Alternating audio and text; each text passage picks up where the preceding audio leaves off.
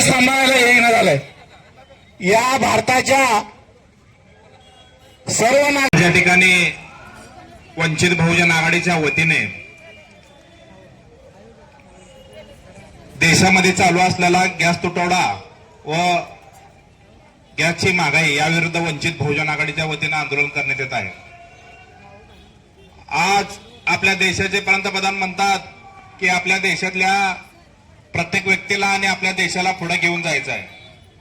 तर ते पुढे घेऊन जायच्या ऐवजी 100 वर्ष पाठीमागे आणलेत. आपल्या देशाला जे गॅस पासून वापस आता चुलीवर आणलेले आहेत आणि या चुलीवर आणल्यामुळं आपल्या देशामध्ये जे होणारे हॉर्मुझ आखातीमध्ये आपले जहाज अडकून पडलेले आहेत.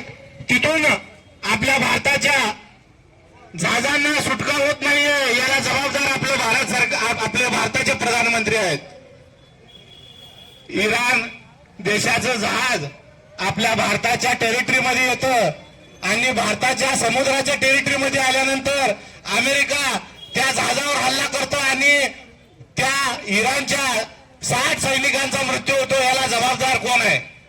आपल्या भारताच्या टेरिटरीमध्ये येऊन अगर अमेरिका आपल्या देशामध्ये आपल्या टेरिटरीच्या भागामध्ये बॉम्ब टाकून जहाज उडवतं तर आपल्या भारताचं प्रतिनिधित्व करणार या प्रधानमंत्र्यांना शोभत नाही.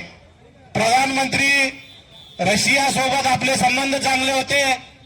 रशियाने देखील आता आपल्या सोबत पाठ फिरवले आहे, कारण या प्रधानमंत्रीची पॉलिसी चुकीची आहे. प्रधानमंत्र्यांनी रशिया सोबत सुद्धा आपला जो भाईचारा होता तो सुद्धा गमावून बसलेला आहे. या अमेरिका समोर कुठवर मुजरा करतायत या प्रधानमंत्र्याला आपण आता पाय उतार केलाच पाहिजे. वंचित बहुजन आघाडीच्या वतीने आता आंदोलन सुरू आहे. आज ना उद्या आपली जनता आपल्या या आंदोलनामध्ये सहभाग होणारच आहे. पण या प्रधानमंत्र्यांना आपण खाल उतार केलंच पाहिजे. या प्रधानमंत्र्याचा मी इथून जाहीर निषेध व्यक्त करतो आणि थांबतो.